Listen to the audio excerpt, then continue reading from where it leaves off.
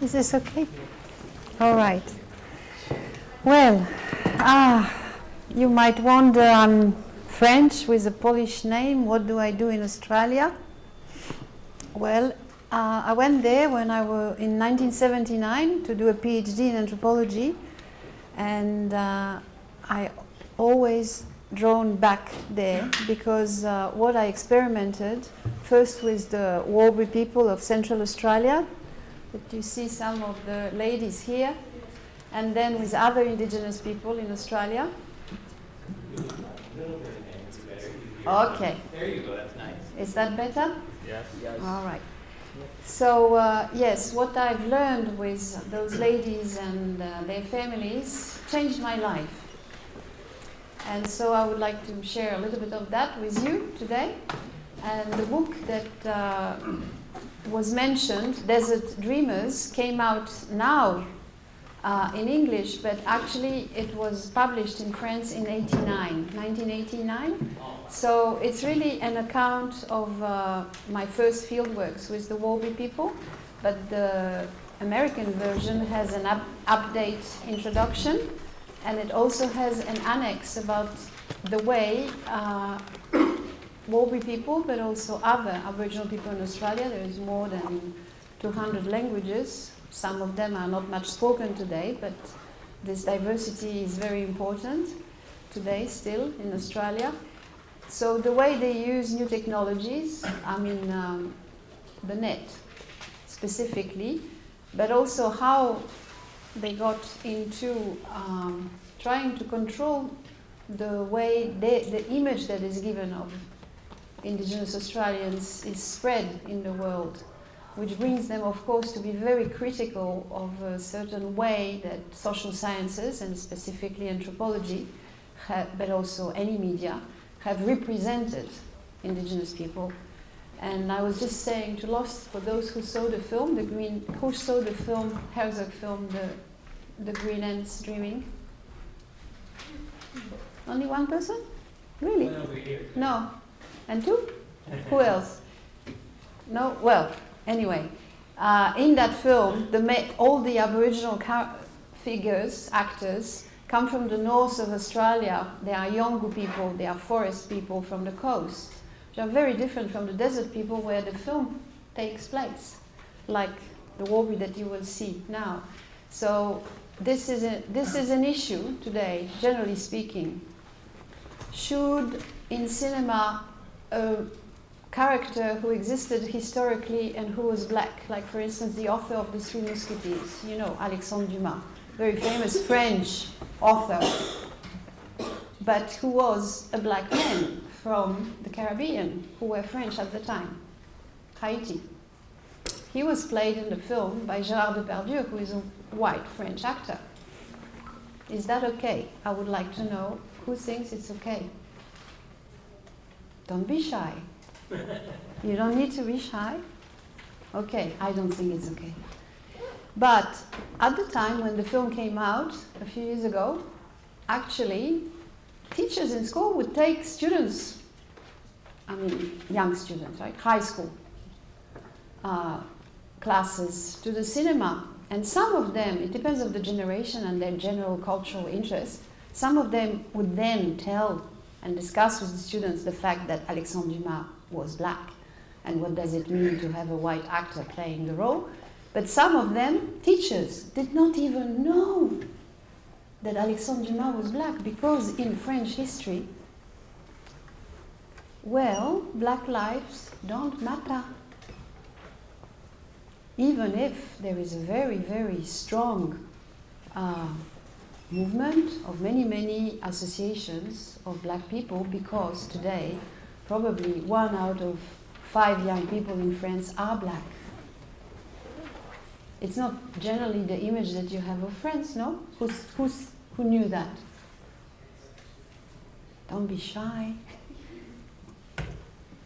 No? It's because you don't see it in the media, no? That there are many black people in France? Or who knows that there are black people in France? Okay. Do you see them in media? When you see films on France? Or if you see the media about France, you don't see much. Okay. So it's really important. In the whole area, Montmartre, Yeah. there's a lot of black people, no? Oh, it's not just districts. I mean, there is all sorts of black people in France. There are people who are refugees. There are people who have African passports and come for work. You have a lot of elite African people who live in and are owners of flats and businesses in France, but you also have a lot of black people of several generations French. They were born in France, their parents were born in France, their grandparents were born in France because they were colonized by France and they remain French. And this is black people from different African countries that were colonized by France, but it's also black people who were deported as slaves to French territories in the Caribbean. So Haiti is not French anymore, but the Martinique and Guadeloupe are still French. There are two very famous black French writers, Chamoiseau and Glissant. Glissant died now. He finished his life in New York. I mean, he was actually living in New York for many years before he died, but always connected with Martinique. Chamoiseau is still alive. They are translated in English.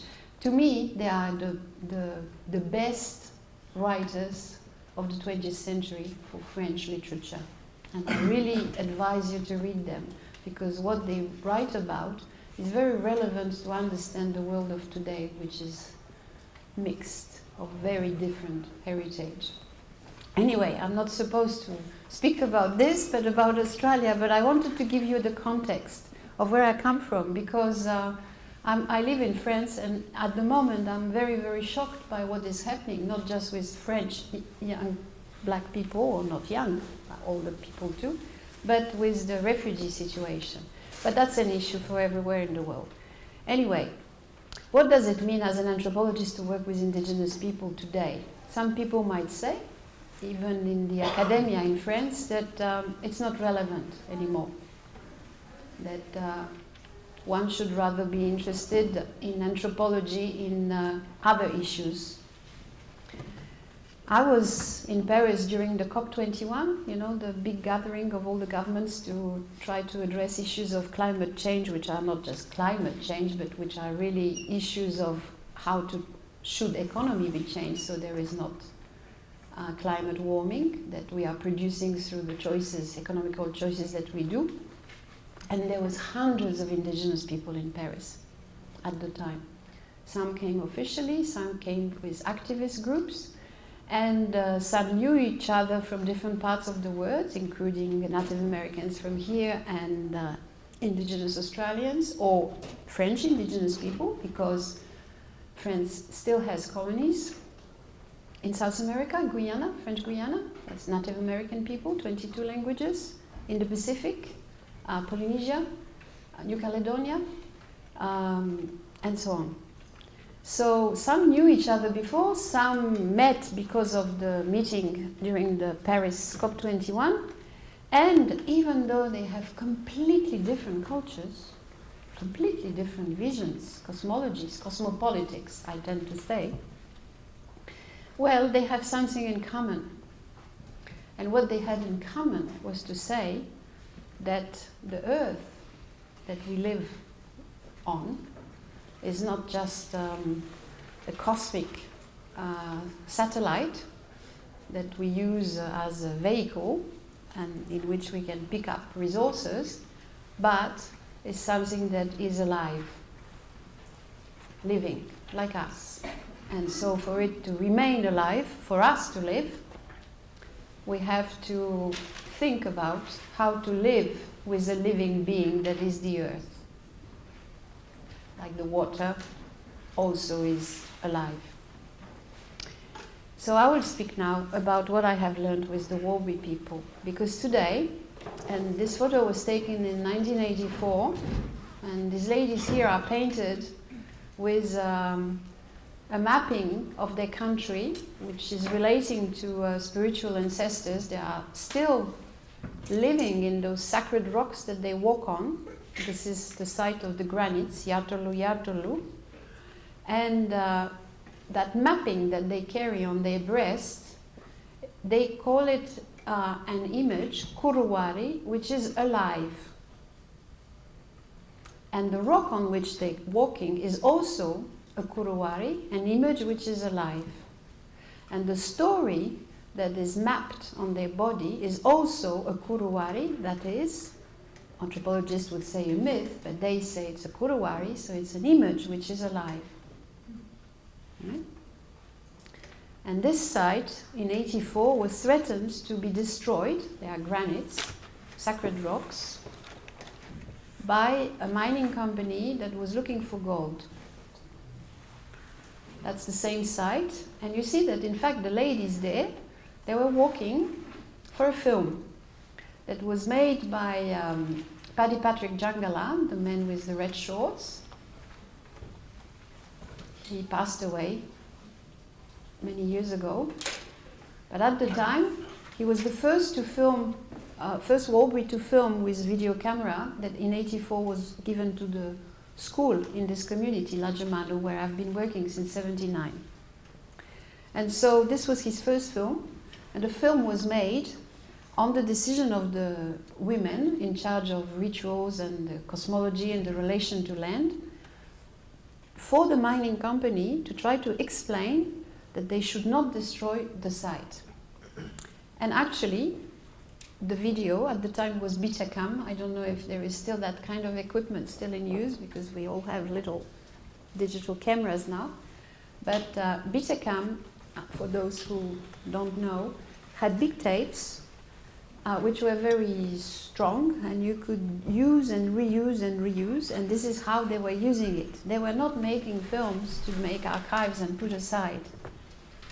They were using the Betacam like today. Well, with computers, we can constantly make images and shift them on something else, but they were erasing what they were filming once they had used it.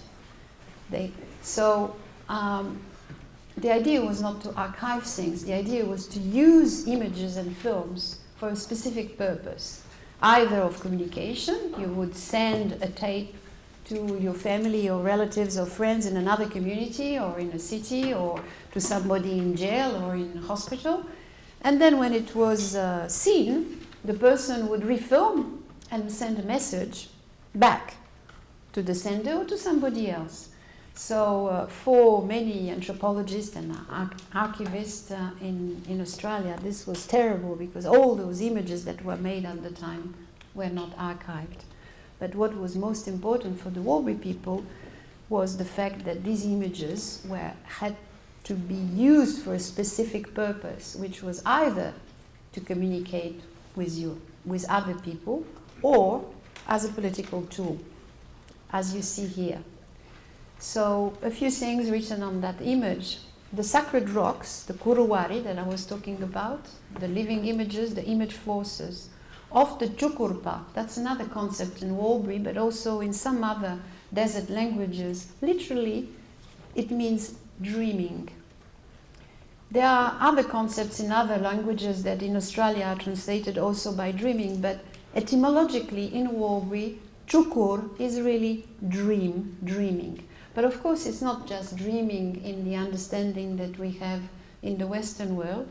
It's the fact that dreaming is thought not as in opposition to reality. On the contrary, it is through dreaming that reality finds its ground. Because in the dreaming is a realm that you can reach when you dream, but also when you do rituals or where you walk on the land. Because the land is the materialization of the dreamings of all the ancestors. Land is deciphered like imprinted evidence of events, because all the rocks, all the springs, all the hills, everything that seems to us natural, in fact, is a trace of a cultural event in which humans were not opposed to animals, wind, and other forces. So the land was transformed and continues to be transformed through the traveling of all those image forces, which take different shapes, including the babies to be born today and tomorrow. So paintings, dances and ritual songs are archives in becoming, living marks, image forces, Guruwari. You have to remember that traditionally indigenous people in Australia were hunter-gatherers. So reading traces of animals but also of plants, for instance rhizomes of yams or other plants that leave their roots, running underground or on the ground or up the trunks of the trees, all these is read as evidence of the agent that left those traces. So it's really important to be able to read the traces in the land. It's an issue of survival.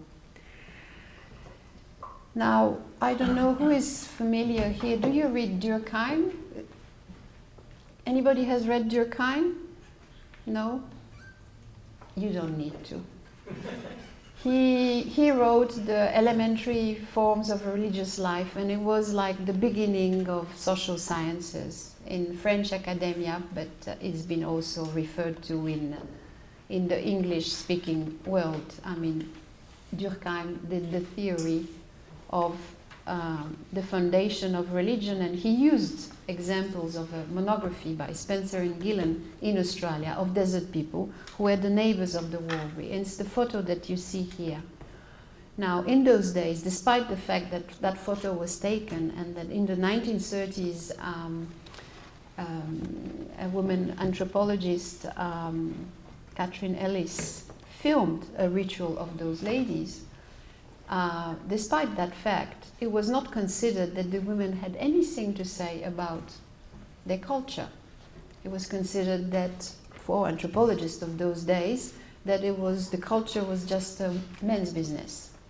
Now, it's interesting that in the 1980s, 70s actually, when Aboriginal people started to claim their traditional rights to the land in court, a law in Australia in 76 allowed it for some groups in Northern Territory, they asked the women to go and give evidence in court about the culture. The men asked their women to go to court to give evidence. Many anthropologists were surprised at the time. What? It's the men who have the knowledge and they should testify. No, the women should go and talk because they know the genealogies, they know the mapping of the sacred travels of all the ancestral totemic beings. Despite that, it took a really long time for women to be recognized as having an importance in social and cultural and political life, and they still do. Now, I will show you after, when I finish the PowerPoint, an example of a film of a woman's ritual that I filmed. In the 1979, those films could not be shown to men because what women were doing was only restricted to women, and what men were doing was restricted to men. This is one of the reasons that anthropologists thought, right until the 70s, that what men are doing is the real stuff, because the women are not there, so they are not part of the real stuff. While for the Aboriginal people in the desert, the ceremonies that take place for any type of social activities are organized with gender separated, but in a complementary manner. So yeah, I have on this display, you can, I don't know if some of you are interested, but there is a book, a collective book called Experimental Cinema and Anthropology, which was edited by Arndt Schneider and Caterina Pasqualino, and I have a paper in that book. If you like, I can, I can send the PDF to Los and he can forward it to you if you are interested. And before I went to Australia, I was actually making experimental films. I don't know if some of you are familiar with the movement that started with cinema of filmmakers who were not interested to tell stories, but thought that cinema had more to do with animated painting or music.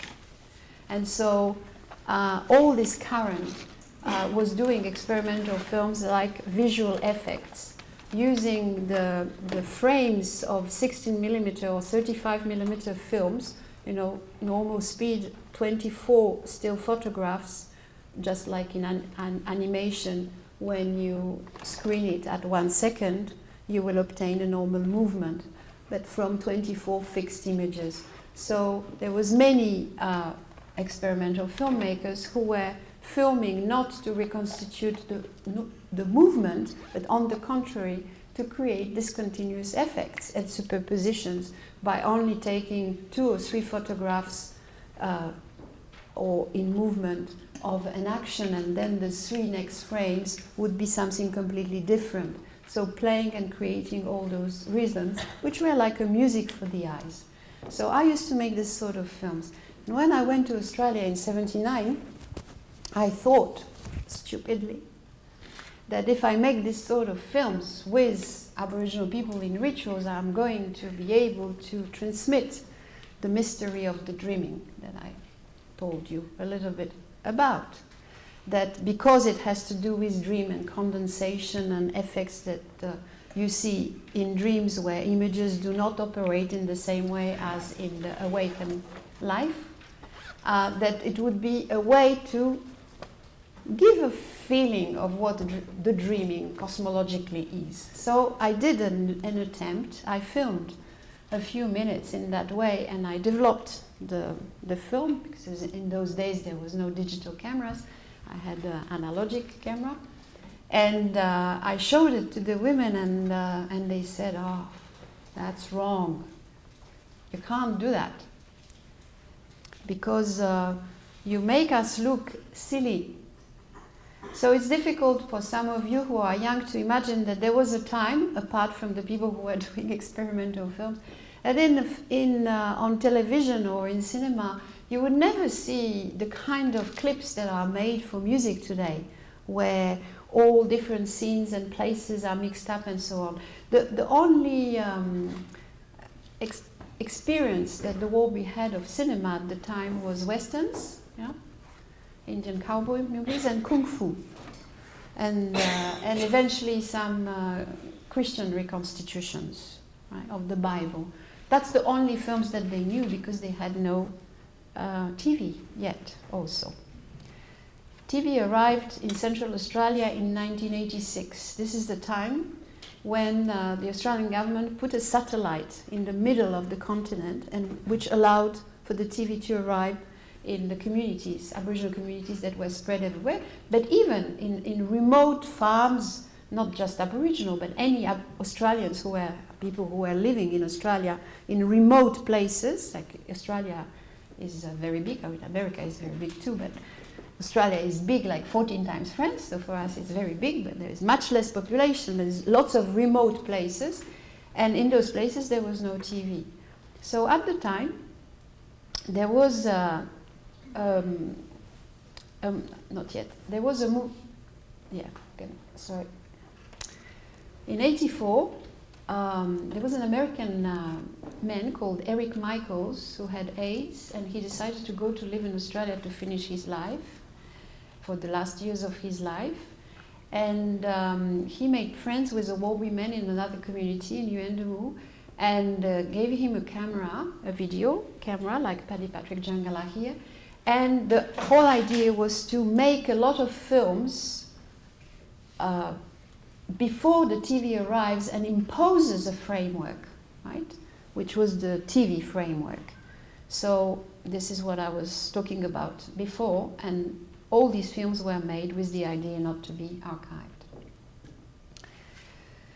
Now, one of the things that people started to film, which was really important for them, was the knowledge of the old people. Because in the school it was really important to have an alternative curriculum to create in relation to the general Australian curriculum. And here you see an example, for instance, of stories that old people would transmit traditionally through the rituals, but here it started to be transmitted in written form and through multimedia form. And so in the 90s now, early 90s, started the whole, became available, today you might think it always existed for some of you, but became available a way of thinking with hyperlinks, right? Of course today with the internet, with Google, everything is hyperlinked. But in those days, in the 90s, internet was not so spread, and the Web 2 did not exist, neither the social networks. And so for us, for me as an anthropologist, to be able to produce first programming of macromedia, which especially there was a software called Director, and I developed a CD-ROM with 50 Aboriginal men and women in accordance with them, because again, as you understand now, some knowledge was restricted to women and other to men. Other knowledge was restricted to some groups or to some context, and also some knowledge was had to be suppressed from the media itself when there was a death. So we had to develop a software which could hide images and other data which was relating to people who were dying. And in 1997, 10 Macintosh computers were installed in the school, and we installed a program that was called YAPA, which means Aboriginal in Warlpiri language, around a network of lines of the traveling of those different dreamings, totemic ancestors like kangaroo, emu, wind, rain.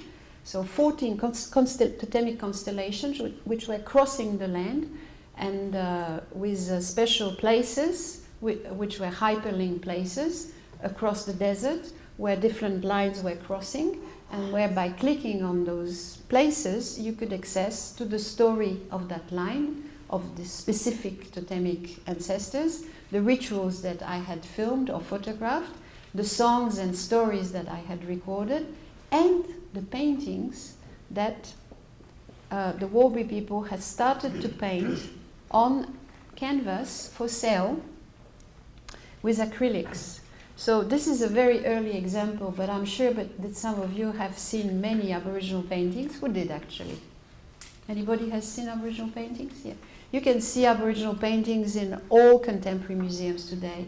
All big collectors of contemporary art have bought Aboriginal paintings. It has actually completely changed the history of art, because when those hundreds of paintings, which are all maps, right? You have to see a painting like this one. All circles are places, all lines are trajectories of totemic ancestors, and other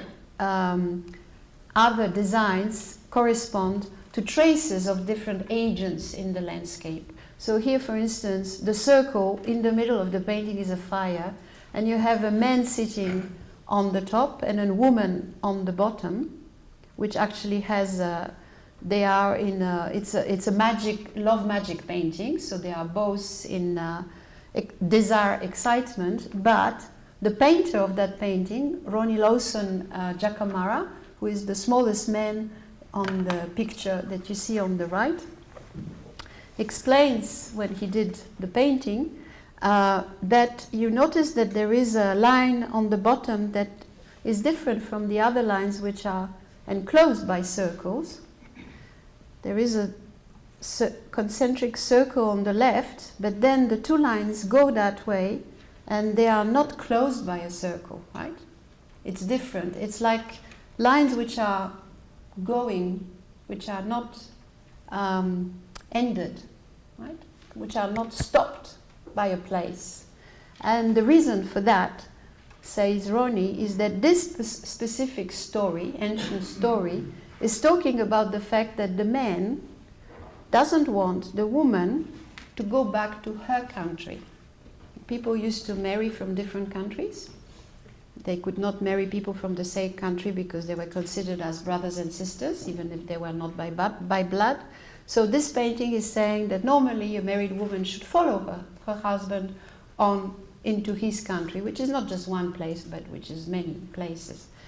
But this is a dreaming which explains this problematic, which is constant in many, many stories, because the women always want to go back to their country. And actually, the social organization visit their family and so on. But because they're all semi-nomads, everybody's moving.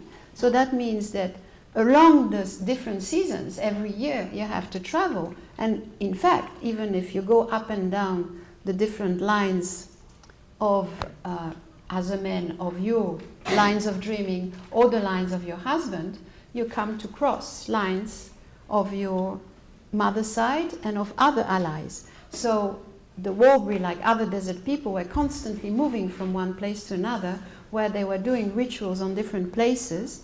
And the social organization was such that you had to have people who were not from your own line during a ritual. A ritual could not take place without people from your mother line or your spouse line.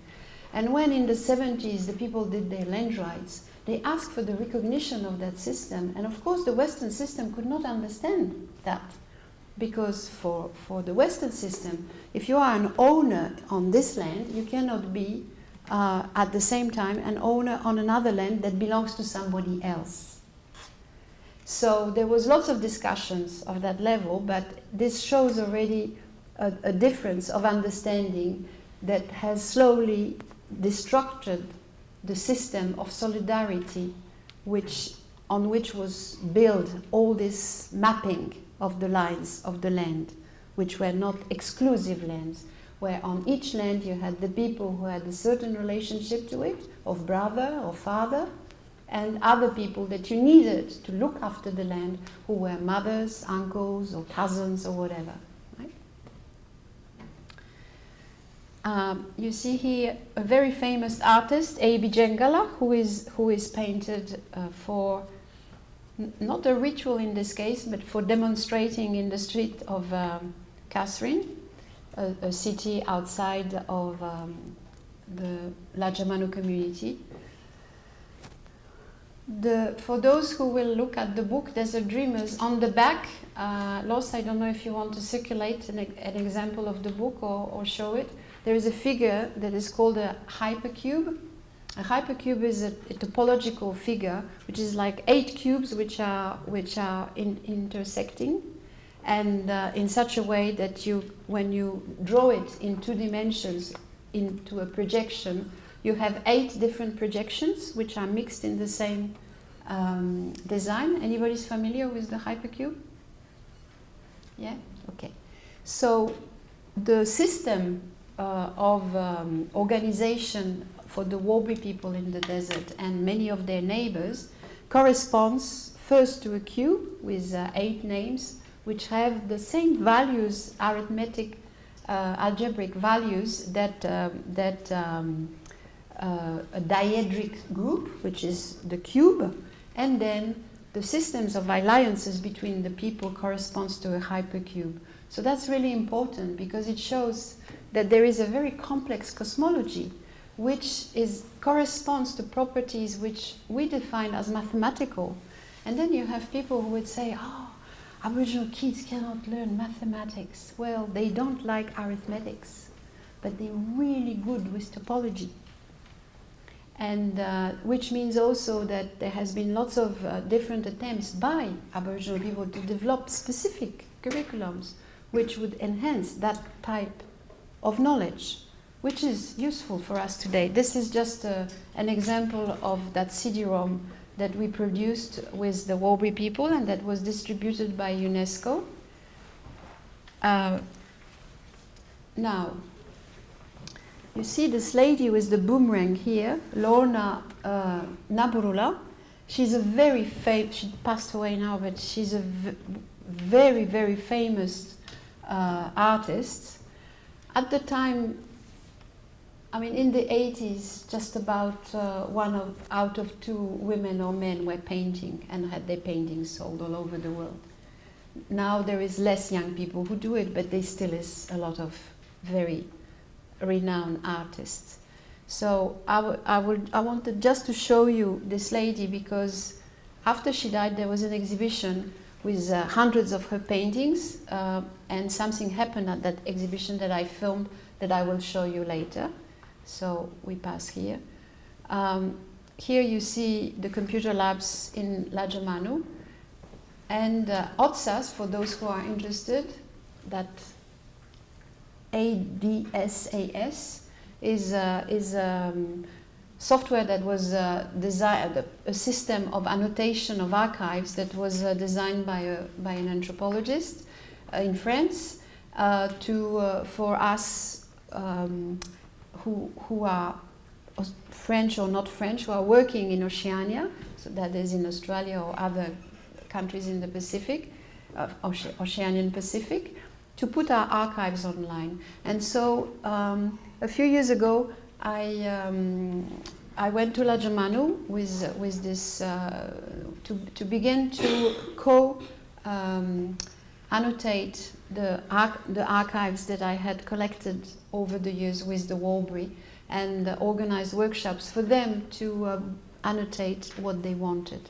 So they were extremely enthusiastic about the process, but what they liked most was to take photos with their telephones of the screens. So in the beginning, it was the annotation system was like on Facebook, right? They would comment a photo, and then somebody else would go on the photo and see the comment made by somebody and add a comment. But as you know, if you are on Facebook or other social networks, you have to display vertically the different annotations that people do every day, new one. And how do you find old stuff? Every day it's changing. Every day you have new information. And you can have, your album with your photos that you're going to flick through. But from the moment that there is lots of information attached to the photo, which is the interesting part of the hyperlinks, it becomes more and more difficult actually to explore. Unless we do it in an academic environment where we have also big servers, or we rely on clouds and internet. But on internet precisely, what happened with Aboriginal communities today, they have less access through Wi-Fi to internet than they used to have 10 years ago, because it has become a commodity. So it costs a lot of money to be online in those communities. And 10 years ago, they were constantly posting stuff on Web 2, making their own YouTube. On YouTube, they were, as soon as YouTube existed on Web 2, a lot of indigenous people and Aboriginal people in particular were posting constantly things. And you can find, thousands of clips all the time, which are really, some of that stuff is really fantastic, because it's always a trial to indicate to the viewers that they present themselves differently from the way they were presented traditionally through prejudice of social sciences, anthropologists, missionaries, administrators, politicians, whatever. So there is really fantastic stuff. But I find there is a problem in the archiving, in academic archiving, because these are tools like for libraries and for us as researchers, but they are difficult to cruise through, because they are organized according to categories, ontologies, which are classificatory and not necessarily reflect the way knowledge is organized and things are connected for the people. And my experience with the CD-ROM was much more exciting, because it was a mapping. People who could not read and write could go on the lines, and we had little icons for them to recognize the different ancestral dreamings, and they would choose according to the images and the sound how to navigate. And the old people were really excited by that. Now, with a system like OTSAS, because it's made according to categories for any type of situation, you need to read and write to be able to travel through that. So it's quite different in cognitive terms. Okay. I would like just to tell this little story. Here, this old man is about 90, big ritual leader, Henry Cook Jacamara, and he's now, we are in 2011, he's listening to a recording that we had done in 1988 of a men's ritual, and he gets really excited and starts to sing what he's hearing in the cask. And when I was in Brazil in 2013, I presented that little clip to the students there, who were indigenous students, Shoklen, Kangan, and Guarani. Sorry, an I is missing in Kangan. It should spell K-A-I-N-G-N-J. And Shokleng is also, the other name for the Shokleng is Laklano, that the people, that the group specifically prefers to be called by now. And so they heard that song, and immediately they repeated it. It was an amphitheater like this one, I mean twice as big, full of men, women and kids who were indigenous students in Florianopolis, and the men sang the song that they heard. They could not understand the words, but they got the tune and they repeated it. And I was so moved by this event, because it, for me, and then we talked about it, of course, it meant that they allowed themselves to repeat it, which means you can only do that if you recognize something, right? You cannot do that unless you do it in an offensive manner, right? People can mimic. But this was not a mimic. This was, and then when they finished, everybody laughed. And they started to ask questions. What do they eat? And what are the animals in the landscape? And do they marry with two moieties like we do, and so on? So we started the lecture with that issue of indigenous people being really different according to different places, living in different environments, having different histories, colonial histories, and so on. But something is common. And this thing that allowed those Indians in Brazil to sing, to recognize something of themselves in the pleasure that these old men had in singing this old ritual song, this is what I call, with my theoretical reference specifically to Deleuze and Guattari, a refrain. In French it's a ritornello in music, right? So a ritornello is something that brings back something from the memory for you, right? It's like it's not just a refrain, it's something that wraps up inside, deep in your memory, and brings back something that is not quite clear but feels very familiar. And so even though they were never confronted to indigenous people from Australia, in that singing there was something that triggered that type of common ground. Existential territory is another expression also. Now today, young Aboriginal Warlpiri people participate every 2 years in a festival called Milpiri, and where the young ones dance hip-hop while the old people dance traditional way. In front of the parliament in Australia, in Canberra, there's a huge mosaic, which is the blowing up of a painting that was made by Michael Nelson Jacamara, a Warlpiri, in 1988, which was the celebration of the bicentenary of Australia. And what is really interesting is that for that celebration, he accepted for his painting to become a memorial to a promise of reconciliation in front of the parliament. But years after, because the Australian government didn't satisfy the claims that have been expressed in 1988 by many indigenous people in Australia, he went in the middle of that mosaic and took off, I mean symbolically, but all the media thought that he was going to do it for real, but nevertheless for him it was virtually real. He bent and he said that he was taking back his painting because the government has not respected what indigenous people were expecting. And he said, for white people it's just a pretty painting, but for us it's a kuruwari. It's a living image. And if people don't understand that through this living image we have a link to the land that should be respected, well, it's wrong.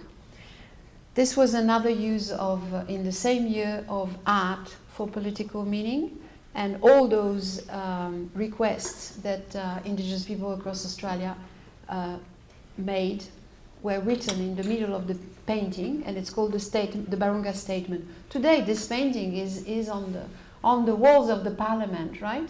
But most of the things have not been respected. This is what was on the paper. 1, to pass a law for a national elected Aboriginal and Islander organization. So this was in 88. Well, in 1990, the government did create an organization with elected members, indigenous members, but it was dismantled in 2006.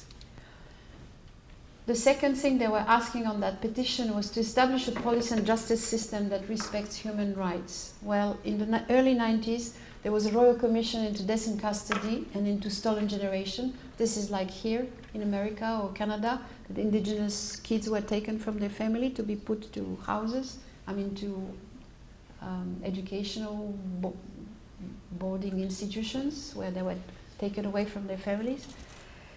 Not necessarily just education, some of them were taken away from their families and never given back. Many of them, actually, in Australia, 1 out of 5 children.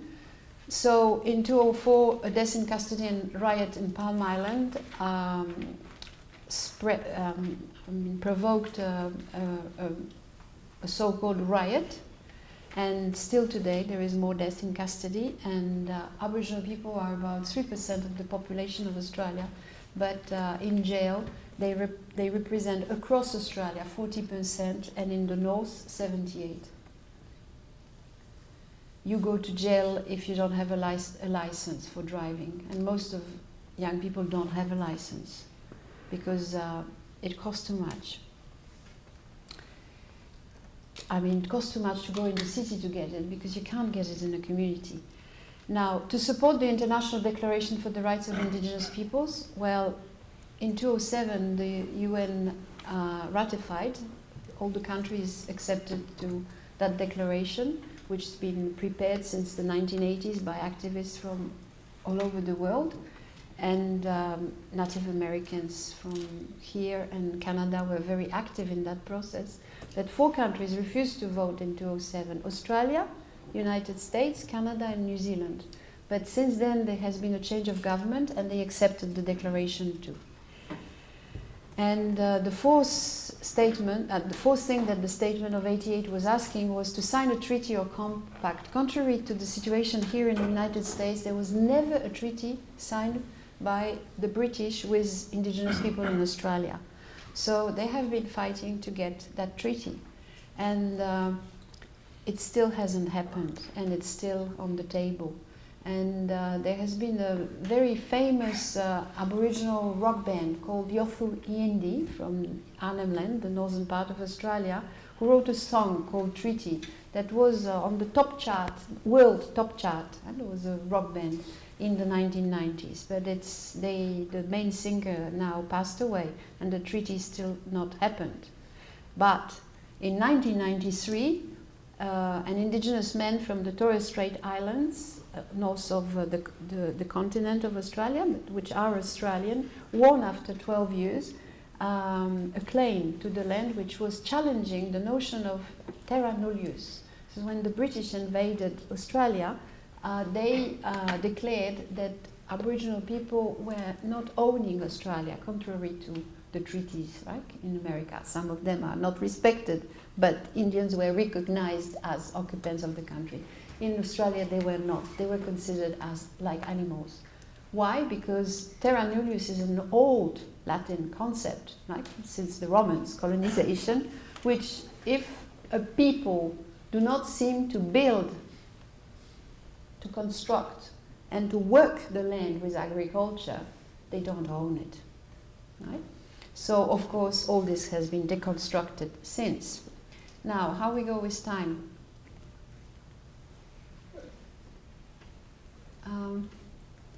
What should we do now? Do you want to see some images, film, or do you want to ask questions? I think film would be good. Yeah? Okay. So what time do we stop normally? Now or not? We could, Okay. we could say, I don't know, another half an hour or an hour as you Okay, I will show you now the festival, the Milpiri festival. This you can. Oh, he wants Sorry? to know if anyone has questions just before the film, just in case. It's fine with me. No, this film can be shown. It's not a What problem. is it, a half an hour? Ah, no, it's just a few minutes. Oh, okay. No, it's not half an hour. Don't Is that a worry. question? Okay. Huh? Oh, you have a question. No, we'll wait. Yeah, go Because for they it. often don't have a question, Yeah, so- go for the questions. No problem. Does anybody have a question? I've experienced the same So thing. so you can ask the question, then you can.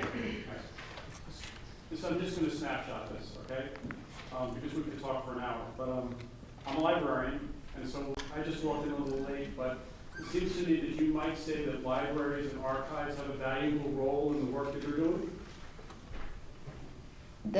Libraries Yeah, and archives yeah. have a valuable role to play in the work that you're doing. Not in the work that I'm doing, but in relation to enhancing the knowledge of those populations. Thank you. That was a softball question. That was like, I agree, yes, libraries are helping those folks do that. That's a, so I recently took a trip to Canada. I was in Winnipeg. For 1 year now, less than a year, the Canadian Museum of Human Rights has been open. Go to the website, Canadian Museum of Human Rights, because they talk about this. Downstairs in this building, in the lower gallery, there's an exhibit called Rewriting. You know about this exhibit? No, I haven't seen it. Rewriting. Rewriting is about the boarding schools in the United States of America from the 19th century. So it's open just in 1 more week. And I was there twice already. I was there for the opening. It's an art exhibit made by people reacting to the history of what you were talking about happening in Australia that happened here in the United States. Last thing is front page of USA Today a couple of weeks ago. A sheriff from our state of Ohio has told his officers, do not arrest people because they don't, for a traffic violation. Because we're talking about the undocumented in Ohio who work on the farms and things like that. He said, I want everyone who lives here to feel safe, and I want everyone to be able to talk to my officers. So that is the sheriff in a county in Ohio, look on USA Today, telling that to his officers. Any comment? No, thank you. I think it's... Thank you for being here. Well, great information, and exactly as you were saying, these experiences and ways to respond it, they are transnational, Yes. and they are not. Of course, they are. First of all, here the issues are indigenous, but the lessons that we learn from the way indigenous people are first front to the problems and first front with responses to it, they are lessons for us to do things with our lives. I find anyway. Now, I will show you something you can see back on the internet, which is an example of that Milpiri festival, so, which is at the initiative of a Warlbury man who was a teacher, and then he had this vision that to be able to mobilize the young generation who were sometimes lost in petrol sniffing and drugs and lots of issues also which are common to Canada and America, suicides, involve them, and they dance hip-hop, as I was telling you. So there is, it's not the music of the music is for the clip.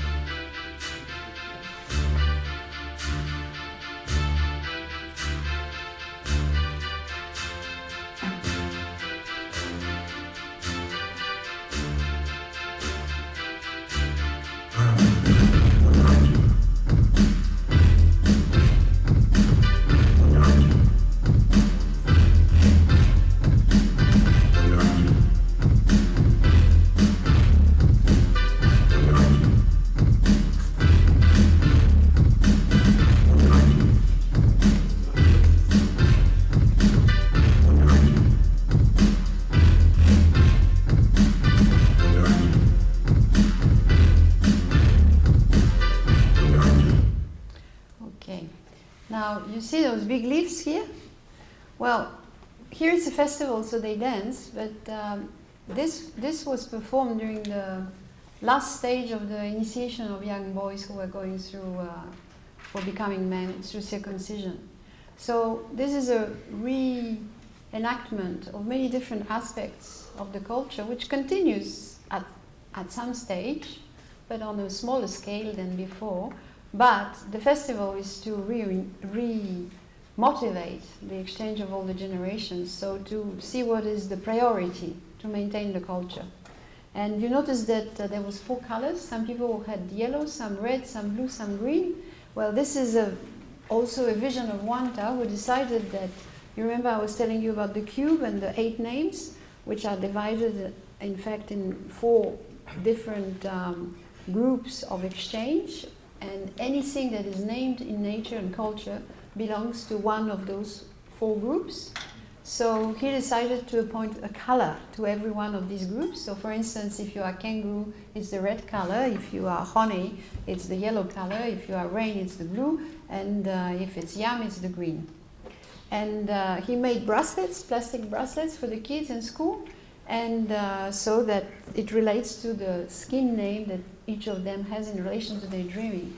And there are classes of young Australians from the cities who come to Warby sometimes. Some teachers are interested to bring them. And when they go to the school, even though the government decided to stop funding the bilingual program, well, Wanta and others organize for those kids from the city who are not Aboriginal, or who are also Aboriginal but who live in the city. And they explain to them the system of exchange between the different skin groups, and the plastic bracelets. And to explain it to them, they give them names, and so everybody gets a bracelet. And then the kids who come from the city really love the system. And many young Australians, despite the fact that there is also lots of racism, ask today, can I have a skin name?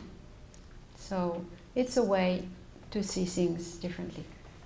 Now, unfortunately, I will show you now something else that I filmed 2 years ago in Lajamanu. And it was a breast cancer workshop organized in the Art Center. Oh, it's not opening I should have done it differently, I'm sorry. Through VLC, but I cannot see the VLC anymore.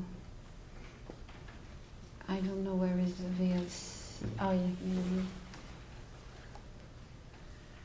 Fine.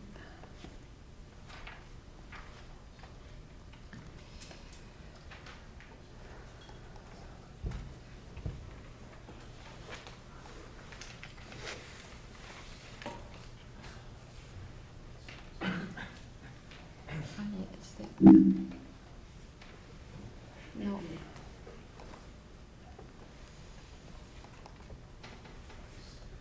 Rest is 50, which is look at me, I say 50.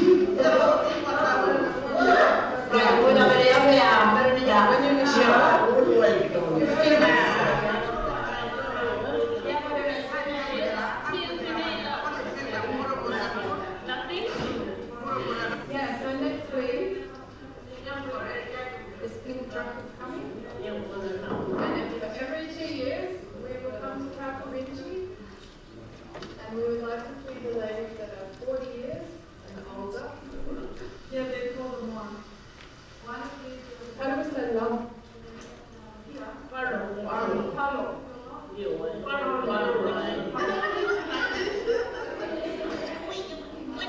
Don't hurt yourself. Don't hurt yourself. You don't want any injuries. Okay, so this is a workshop organized by wonderful ladies with very good intentions to try to prevent a prevention program for cancer that affects indigenous women, just like it affects women all over the world. It's taking place in an art center of Lajamanu. They bring pink clothes because it's the color for that cancer campaign. They distribute them freely. And one of the ladies, who is my very good friend, Pampiria, said, I don't like pink. And when she says I don't like pink, she says much more than she says I don't like pink. It's not just having the clothes in pink.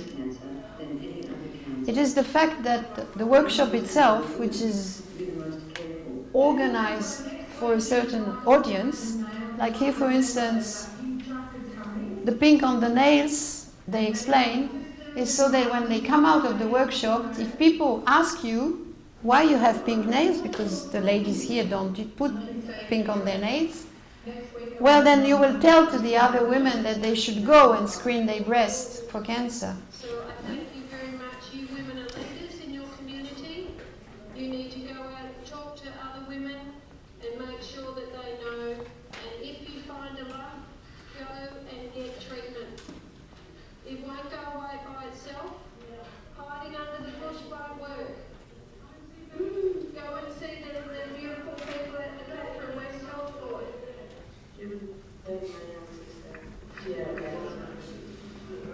Yeah.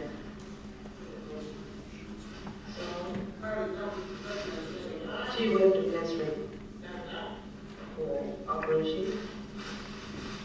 And that's what I wanted to share. Thank you.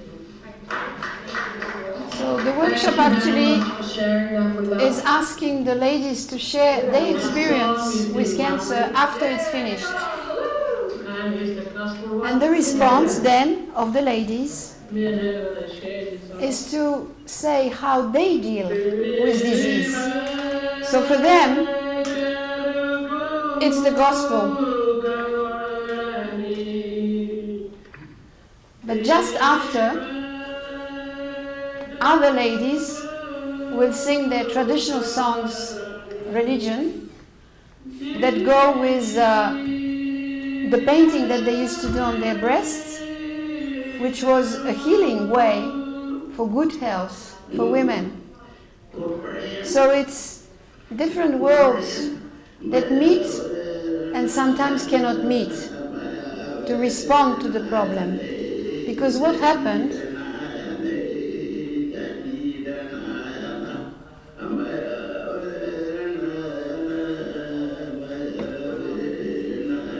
after this workshop, no woman went for the screening of the breast. It'll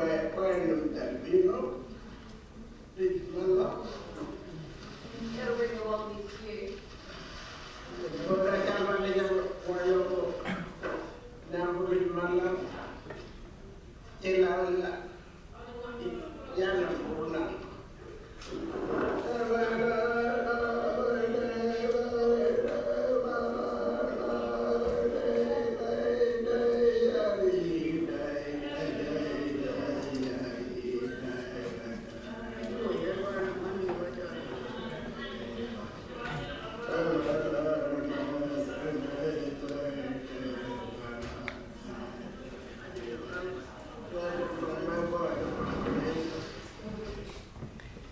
Now, why did nobody go? Because there was a death of a very important elder, and they went to the funeral because that was their priority. But this old man was very sick in the community in Lajamano, and the health center decided that they had to send him to Darwin, which is 1,000 kilometers away, to hospital. He was dying. So they sent him to Darwin. When he arrived in Darwin, he was sent back 2 days after because they said they couldn't do anything for him, and he died in the plane on the way back. And that happens very often. So you see there's discrepancies between the policy, good intentions. There is many in Australia, like there is, I suppose, in the United States, in Canada and elsewhere. And this problem, that very often these policies are decided and everyday decisions are taken in the field without listening to what the people want to say about their realities and what they think are their priorities. Thank you.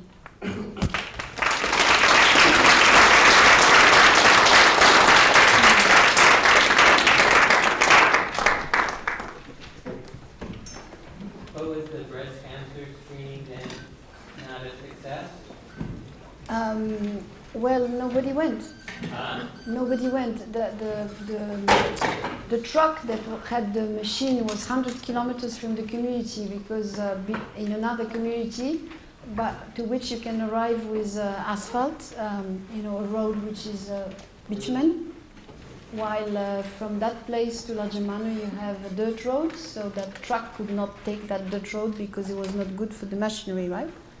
So the screening, they had to go 100 kilometers, but there was a truck organized to take them there, and nobody came.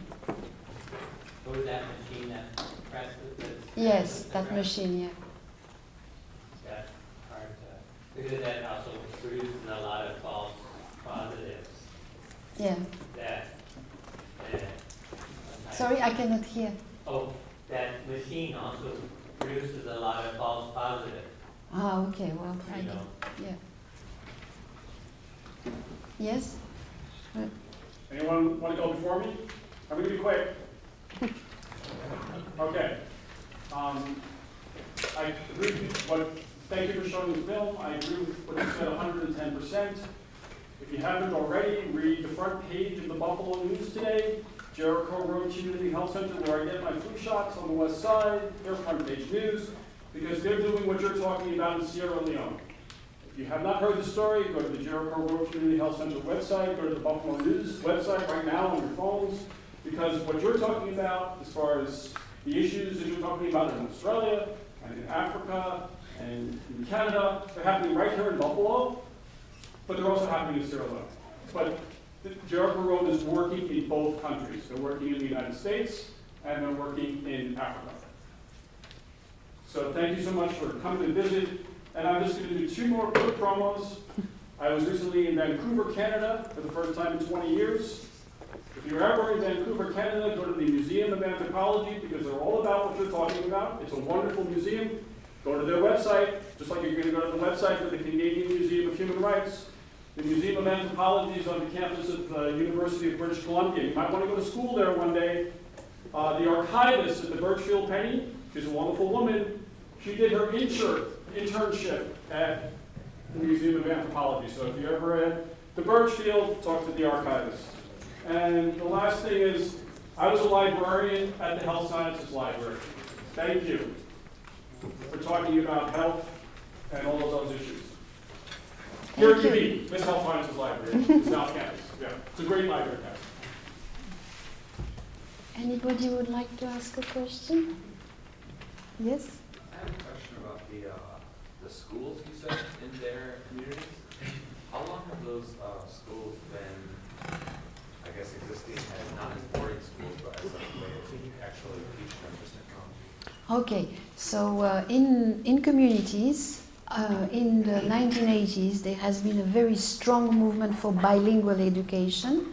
So languages that were written with linguists like Walbury. It's actually an American linguist, Kenneth Hale from MIT, who did the dictionary for Walbury, so which helped to develop a whole curriculum for schools. And at the time there was 4 Walbury schools in 4 communities, Lajamano, Yuendumu, Willowra and Alikorang.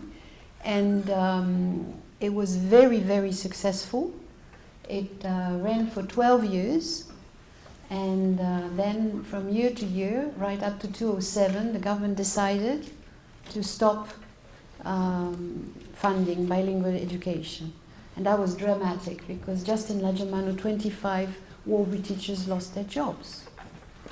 And this was that year, 2007, it's what was called the Northern Territory Intervention. There was a general move to disempower Aboriginal communities for all the things that they had achieved, really, in the name of the fact that it was costing too much, that there was sometimes corruption, but like it exists in many of our governments, generally speaking, across the world. But they completely dismantled councils, schools, with different policies. So then, this is one of the images that I showed you, the Aboriginal people who had royalties from mining gold or exploration of other, through mining companies on their land, they invested that money into what they call the Warbury Triangle, which relates those three of the communities that I was telling before, to develop digital schooling and bush schools. So they're still trying now. Now, there was such a strong opposition against this parliamentary decision of stopping the funding of bilingual education that now it's back. But they have lost a whole generation of people and young people who are ready to take over and teach. So now there is a gap.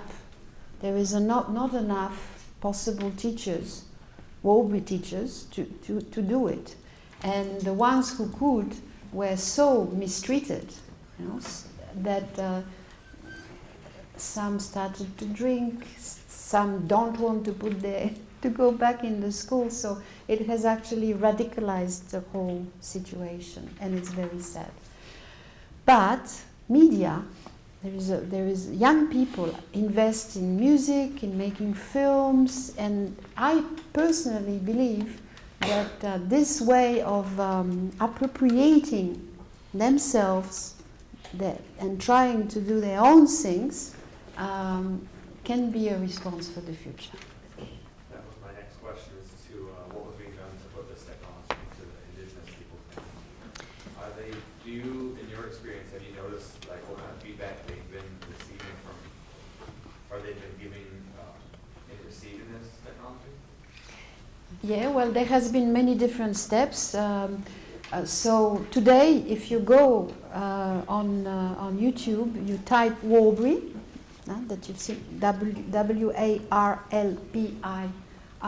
and you will see a lot of little clips where you will see things that they produced. They have their own media organization. They also have networks with other communities of other languages. There is lots of things which are produced, but they respect certain protocols. So I told you in the beginning, for instance, that some images are only for women or only for secret people initiated. Now, these things can evolve, but in all libraries and archives, you have different degrees of restrictions to access data. But for instance, some of the women's ceremonies can be seen publicly now because women actually have been asked to dance those dances to promote the art in galleries. So do we have to stop now, or I can show you 2 minutes film? No, you can. Okay. This is really interesting. So this is, because I announced it before and I forgot. So this is this big exhibition of you see here one of the paintings of Yulu, the lady that you saw with the boomerang before. And on the back here with the backpack is Wanta, the teacher who developed this concept of milpiri. And see what he's going to do in the film.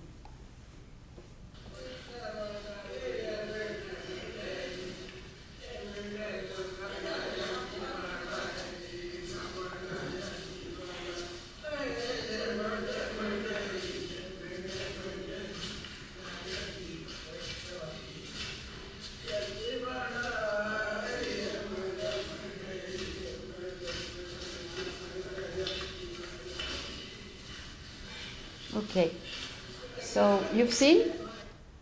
He went to the painting and he touched it. Now, the ladies are here with those leaves. Before he did that, they went past the 100 or so paintings that were exhibited and they brushed them with the leaves. Because they had to let the spirit, the traces of the lady who died, who painted those paintings, the traces which are in the painting, the image forces, the living images, they had to clean them away.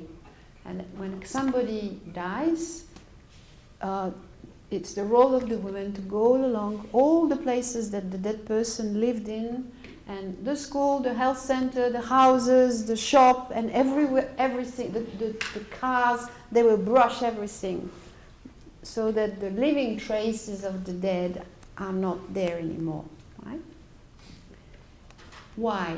So that the spirit of the dead person can find its way in the cosmos and in the dreaming. But he touches the painting before they brushed it. Just like in a specific ritual at the death, the men come to the women's camp and they will touch a stick that is put in the ground to get the image force of the dead person that was celebrated in that ritual. So the image force at the same time has to be actualized and has to be virtualized. So actualize means to spread it, like any ritual spreads it, and the man here is doing the ritual of taking that force into himself. But any force has to be virtualized, that is chased away, to go back in the realm of the virtual, the what we say kananchu underneath, so it can come back again. So I like that image because this is exactly the opposite of the logic of growth in the Western world. Right? Things have to grow, but they also have to degrow. Grow, degrow. And not constantly accumulate and grow. And that's the basis of the ritual. To know how to grow and degrow. Did he then degrow it when he touched it? No, he grows for himself. Right? But he will degrow by other rituals for the funeral. And the lady's role here is to degrow. And if the women don't degrow, the women don't grow.